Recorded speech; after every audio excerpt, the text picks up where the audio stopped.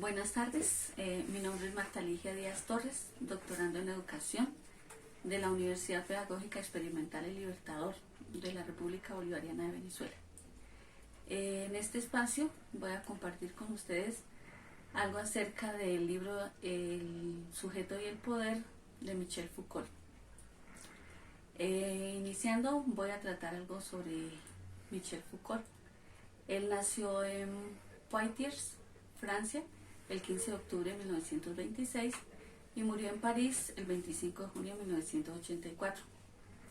Fue un filósofo, sociólogo, historiador y psicólogo francés. Foucault es conocido principalmente por sus estudios críticos de las instituciones sociales, en especial la psiquiatría, la medicina, las ciencias humanas, el sistema de prisiones, así como por su trabajo sobre la historia de la sexualidad humana. Al momento de su muerte, Foucault era uno de los pensadores más relevantes de Francia. Voy a tratar algunas ideas generales. En primer lugar, el objetivo es crear una historia de las diferentes formas de subjetivación del ser humano, es decir, cómo los seres humanos se transforman en sujetos. El método o modo de estudiar no es el poder, sino las relaciones de poder. Es decir, que esto se convierte en un modo de investigación que trata de darse el estatus de ciencia. La objetivación del sujeto productivo o por el hecho de estar vivo. Aquí hablamos acerca de la historia natural o biológica. Un análisis de la riqueza y de la economía. Las prácticas divisorias en su interior o con los otros. Hablamos de una persona loca o cuerda, de un enfermo o de un sano, de una mujer o de un hombre. También podemos hablar acerca de los criminales o de los buenos muchachos. En este proceso, el hombre se objetiva. En conclusión, el sujeto es el tema de investigación en este libro que trata Foucault. Se nos presenta un interrogante. ¿Se necesita entonces una teoría sobre el poder? Inicialmente pues se habla de las necesidades conceptuales. La conceptualización no debería estar fundada en una teoría del objeto. Es necesaria una conciencia histórica. Sí, porque quien no conoce la historia está condenado a repetirla. Es una frase muy célebre que siempre se trata. En segundo lugar, la problemática del poder no solo configura una cuestión teórica, sino que es parte de nuestras experiencias. Es decir, el tipo de realidad que tratamos. Dentro de las experiencias de poder existen dos formas patológicas, o también llamadas enfermedades del poder. Una de ellas es el fascismo, que se conceptualiza como el poder del régimen. Uno de sus exponentes fue Benito Mussolini, quien la define como la gran motivación de fuerzas materiales y morales. Otro exponente fue Hitler. También conocemos el stalinismo, que es un término que se refiere al marxismo o leninismo que Joseph Stalin impuso en la Unión Soviética. Se definen como las prácticas de socialismo científico. En tercer lugar, la palabra racionalización es peligrosa. Lo que se debe hacer es analizar racionalidades específicas, más que involucrar constantemente el proceso o la racionalización en general. Aquí se trata la relación entre la racionalización y los excesos de poder político. Esto siempre ha sido evidente. El rol de la filosofía desde Kant es prevenir a la razón de ir más allá de los límites de lo que es dado en la experiencia. Otra idea importante es que nos sugiere otra vía. Esto nos implica una mayor relación entre la teoría y la práctica. Esta consiste en tomar como punto de partida a las formas de resistencia contra las distintas formas de poder. Más que analizar el poder desde un punto de vista de su racionalidad interna, consiste en analizar relaciones de poder a través del antagonismo de estrategias. Por ejemplo, para entender la legalidad hay que investigar el campo de la ilegalidad. De manera que para comprender de qué se tratan las relaciones de poder, tal vez se debería investigar las formas de resistencia y los intentos de hechos para disociar estas relaciones sobre la forma de vivir de la gente. Dentro del libro de Foucault encontramos algunos elementos comunes de estas luchas. En primer lugar, son luchas transversales, lo cual nos indica que no está limitada a un país. En segundo lugar, el objetivo de estas luchas son los efectos del poder en sí. Por ejemplo, la profesión médica no es en primera instancia criticada por su provecho económico, sino porque ejerce un poder sobre los cuerpos de la gente, sobre su salud, sobre la vida y también sobre la muerte. En tercer lugar, tenemos las luchas inmediatas por dos razones: el enemigo inmediato o las luchas anárquicas. En cuanto al enemigo inmediato, cuestiona las instancias de poder que están más cercanas a ellas, aquellas que ejercen su acción sobre los individuos. Y las luchas anárquicas, en contraste con una escala teórica de explicaciones o de un orden revolucionario que polariza la historia. En el cuarto lugar, las luchas que cuestionan el estatus del individuo. Estas afirman el derecho a ser diferente o atacan a lo que separa a los individuos entre ellos. Entonces, lo que rompe los lazos con otros, lo que rompe los lazos con la vida comunitaria y la fuerza al individuo a volver a sí mismo y lo ata a su propia identidad de forma constrictiva. El siguiente punto es la lucha contra los privilegios del conocimiento,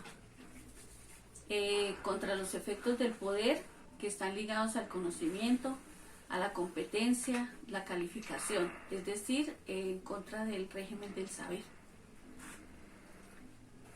Y por último, son un rechazo a las abstracciones de la violencia económica e ideológica.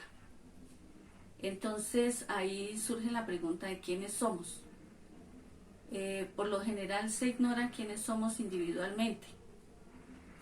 El objetivo principal de estas luchas no es atacar a tal o cual institución de poder, grupo, élite o clase, sino más bien una técnica o una forma de poder. Los tipos de luchas. En primer lugar, tenemos las que se oponen a las formas de dominación, ya sea étnica, social o religiosa.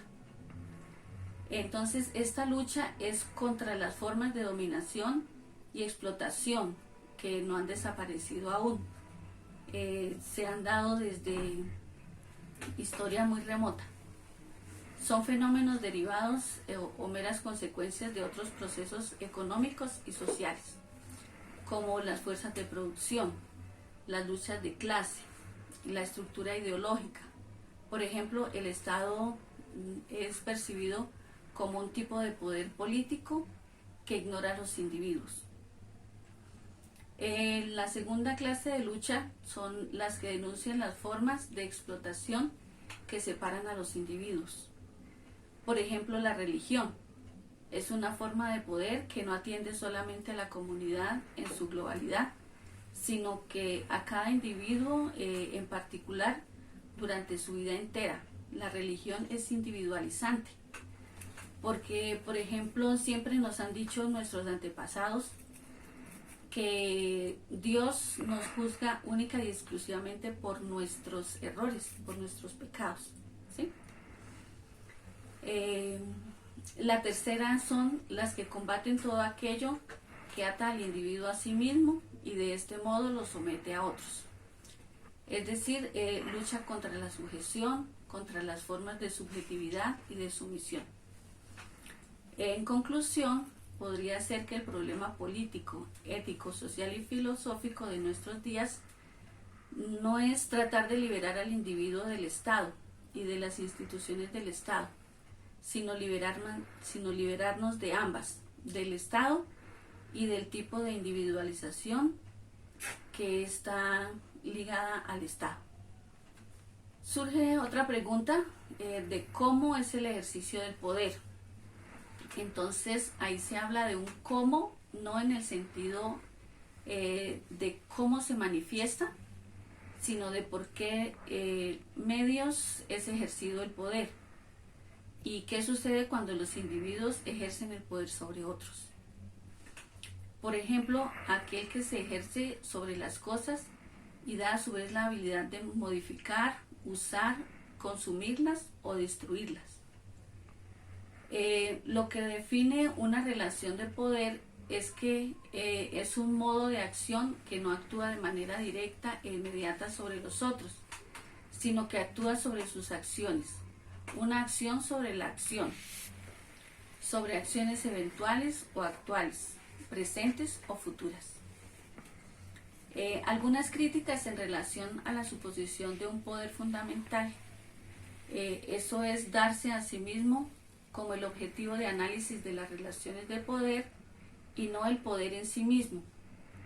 Las relaciones de poder que son distintas a las de las habilidades objetivas, así como de las relaciones de comunicación, que es tanto como decir que las relaciones de poder deben ser tomadas en la diversidad de su secuencia lógica, sus habilidades y sus interrelaciones.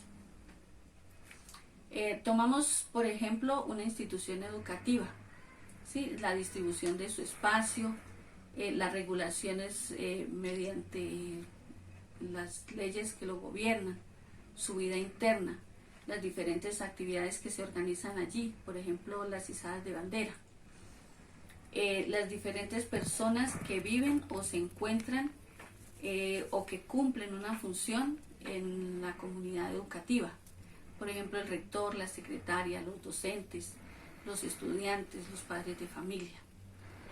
Todas estas cosas constituyen un entramado de capacidad, comunicación y poder. Foucault también nos habla acerca de la naturaleza del poder. Nos dice que el ejercicio del poder no es violencia, tampoco es consentimiento que implícitamente es renovable. Es una estructura total de acciones traídas para alimentar posibles acciones.